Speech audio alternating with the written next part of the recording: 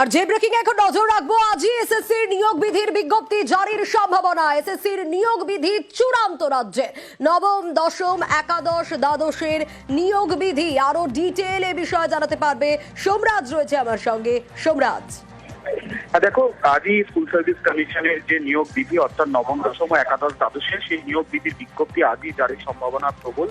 তার কারণ ইতিমধ্যেই নিয়োগ বিধি প্রায় চূড়ান্ত। শুধুমাত্র লিখিত পরীক্ষা কত নম্বরে নেওয়া হবে, ইন্টারভিউ কত নম্বরে হবে, একাডেমিক কোয়ালিফিকেশন বা অভিজ্ঞতার জন্য কত নম্বর বরাদ্দ থাকবে, তা চূড়ান্ত হলেই আজ বিজ্ঞপ্তি জারি হয়ে যেতে পারে নিয়োগ বিধি। যেটা সূত্র মারফত জানা যাচ্ছে যে এই যে নিয়োগ বিধি প্রস্তুত হয়েছে, সেখানে ওএমআর শিটের যে আসল কপিটা 3 বছরের জন্য সংরক্ষণ করার কথা বলা হয়েছে। ওএমআর শিটের যে স্ক্যান্ড কপি, সেটি 10 বছরের জন্য সংরক্ষণ করার কথা বলা হয়েছে। প্রত্যেক চাকরি প্রার্থী যে ইন্টারভিউ দেবে, সেই ইন্টারভিউ ভিডিওগ্রাফি করা হবে। পাশাপাশি এবারই প্রথম কেন্দ্রীয়ভাবে এসএসসি কাউন্সিলিং করবে, অর্থাৎ কোনো জোন ভিত্তিক এসএসসি কাউন্সিলিং করবে না।